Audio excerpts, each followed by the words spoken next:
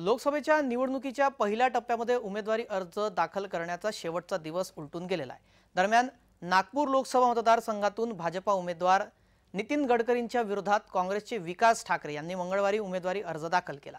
पण नितीन गडकरी यांच्यासारख्या बलाढ्य नेत्यापुढे उभे राहण्याचे आव्हान विकास ठाकरे यांनी स्वखुशीने पेलण्याचे ठरवले की बळजबरीने त्यांना पुढे करण्यात आले, या संदर्भात जीएम विशेषमध्ये पाहूयात, चर्चा करूया। नागपूरची लोकसंख्या ही 46 लाखाच्या दरम्यान आहे। जिल्ह्यामध्ये 14 तालुके असून 12 विधानसभा मतदारसंघ आहेत। नागपूर हा काँग्रेसचा बालेकिल्ला समजला जातो। राष्ट्रीय स्वयंसेवक संघाचं मुख्यालय असून सुद्धा तिथे कायमच काँग्रेसचा वर्चस्व राहिलेला आहे। 2014 मध्ये नितीन गडकरींनी पहिल्यांदा खासदारकीची निवडणूक लढवली आणि त्यानंतर या मतदारसंघाचं चित्र पालटलं।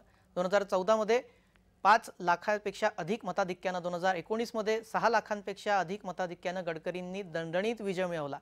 पण यावेळी ते विजयी घोडदौड कायम राखू शकतील का, हे पाहणं महत्त्वाचं ठरणार आहे।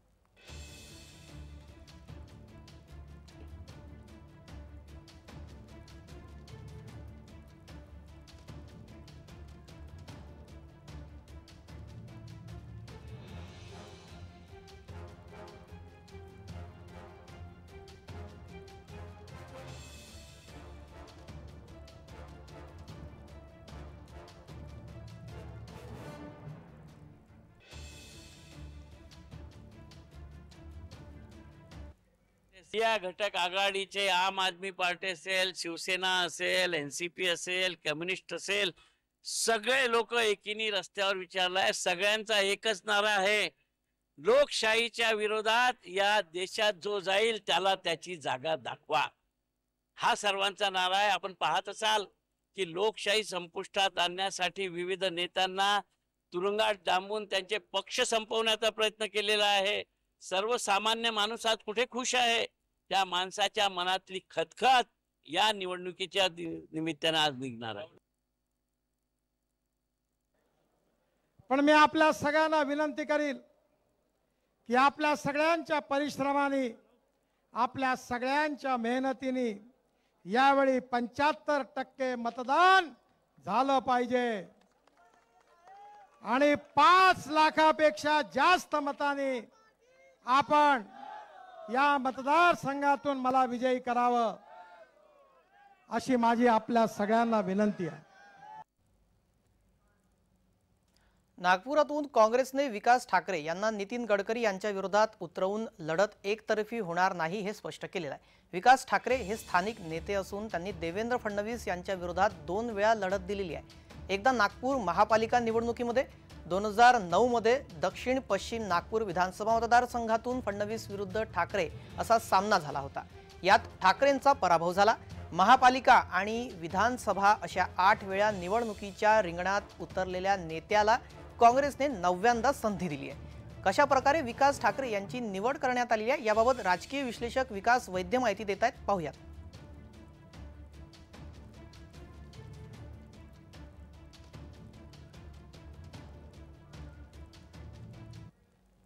15 नावं निवडली होती, पण शेवटी ती 10-15 नावं न पाठवता यांनी विकास ठाकरेंचं नाव तिथे शिफारस केली त्यांची। तर नॉर्मली काँग्रेसच्या एकूण त्यांच्या जडणघडणीत असं कधी होत नाही की इथून शहरामधून नाव जाईल आणि मग ते एआयसीसी किंवा सीडब्ल्यूसी त्याला मान्यता देईल। पण यावेळेस पहिल्यांदा असं घडलेलं आहे की इथून त्यांनी नाव पाठवलं आणि त्या नावावर सीडब्ल्यूसी आणि एआयसीसी, अर्थात तिथे नाना पटोले पण त्या मीटिंगमध्ये होते आणि त्यांनी पण कन्व्हिन्स केलं आणि त्याच्यानंतर मग विकास ठाकरेंची उमेदवारी निश्चित करण्यात आली। नागपुरामध्ये विलास मुत्तेमवार, नितीन राऊत, चतुर्वेदी यांच्यासारखे नेते असल्यानंतरही काँग्रेसने विकास ठाकरे यांनाच का उमेदवारी दिली, याबाबत राजकीय विश्लेषक काय म्हणतात, पाहूयात।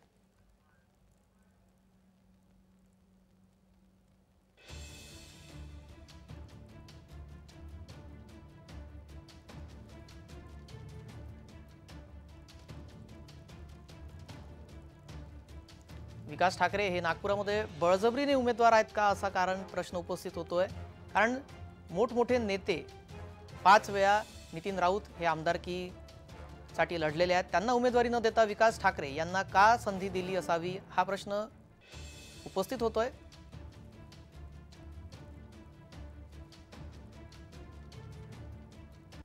विकास ठाकरेंनी एक विशिष्ट पद्धतीने जर निवडणूक लढली, म्हणजे असं काही राजकीय तज्ञांचं मत आहे की नाना पटोलेंनी त्यांची निवडणूक लढताना 2019 मध्ये एक फॉर्म्युला राबवला होता. त्याला त्यांनी DMK असं नाव दिलं होतं. तर दलित, मुस्लिम आणि कुणबी. तर हा या वोट्सचा प्रभाव नागपूरमध्ये खूप मोठ्या प्रमाणात आहे.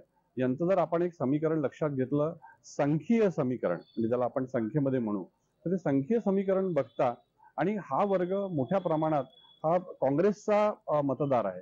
तर हे बघता जर विकास ठाकरेंनी त्या पद्धतीने जर कॅल्क्युलेटिंग पद्धतीने जर ते निवडणूक लढली तर ती जिंकू शकते. हा पण एक भाग काँग्रेसच्या अनेक नेत्यांनी केलेला आहे. काँग्रेसच्या नेत्यांनी ते बोलून दाखवलं होतं.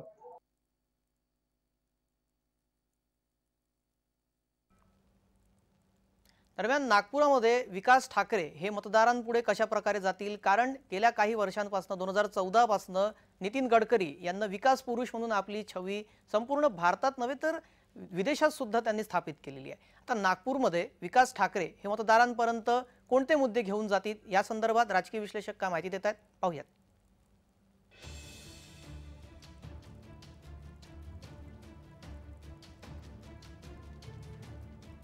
10 वर्षापासून इथं नितीन गडकरी हे खासदार आहेत.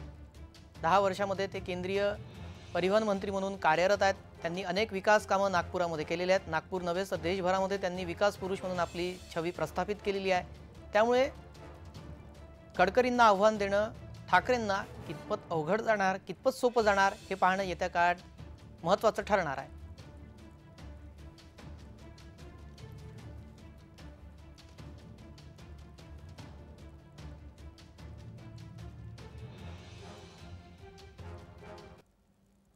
जेम विशेषमध्ये वेळ झाली का विश्रांतीची, लगेच परत येतोय.